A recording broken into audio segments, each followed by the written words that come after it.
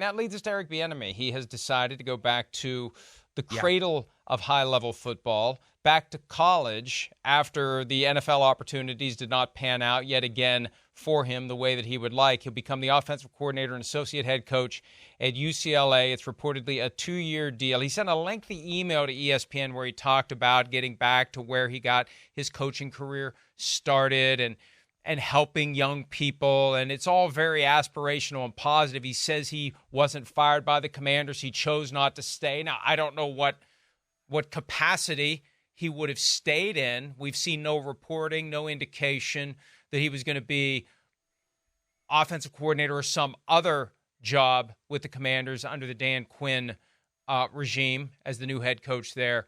But kind of a surprise that a guy who, it felt like for several years, at some point he was going to get an opportunity to be a head coach, and then leaves Kansas City to go to Washington with the idea that maybe this is the thing that will be the springboard to him getting head coaching consideration. He got interviewed for none of the openings this year except the one in Washington, and now he leaves the NFL altogether. And look, he can put whatever positive spin on it that he wants, and that's fine, and maybe it's all true. It just feels like the NFL window closed on the guy, and I don't understand why.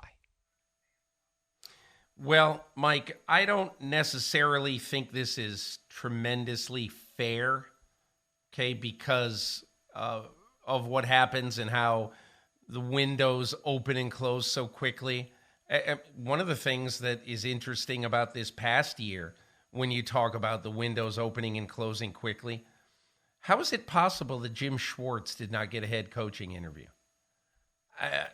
We could argue about which defense was the best, but there's no question that Jim Schwartz, in his first year in Cleveland, took that defense to the highest of heights, and he didn't get one. And I honestly think what happened in Washington, and again, people are going to say, oh, that's just an excuse. But Eric Bieniemy went to Washington, and the quarterback had a fairly productive year yardage-wise, but turned the ball over a lot. And the team was 24th in the NFL in total offense. And look, if you're Eric Bieniemy and you're going to a team that had not played well, particularly well on offense, and you go in there, you've got to have this injection of adrenaline, and you have to make them better from the get-go. And the problem that I see anyway is that he came in coaching hard, and a lot of the guys on that offense didn't accept it well. Ron Rivera had to come up and basically say, hey, listen to the coach. I mean, that is when, I'm not saying it's all over, but that, to me, was a bad sign almost from the start. And so, look, I understand that everybody said, man, Eric Bieniemy is getting, as usual, the crap end of the stick. I totally understand that. But when you go into a new job and you think you have been ignored for a long time, you got to go into this new job and be great. And for whoever was to blame in all this, the fact is, Washington's offense was not markedly improved. So, and he basically now has to go somewhere else and hopefully make a big impact on the kids at UCLA. Because look, how would you like to be a player at UCLA? And you have a decent year last year, whatever they were, 7-5. I don't even know what they were, but you have a decent year. And then your head coach says, oh, by the way, I am resigning to be an offensive coordinator in the same league that we're in right now. I mean, that is not good. So Eric Bieniemy should have some hungry kids to work with, to probably to think we're going to stick it to Chip Kelly. And it was awkward when Ron Rivera, the former coach in Washington, spoke publicly about the issues with and the concerns that Eric Bieniemy might be coaching them a little hard. And kudos to Patrick Mahomes for stepping up and saying what he said at the time. It's like, hey, basically, like, do you want to be great or do you not want to be great? Like, this is what coaches do.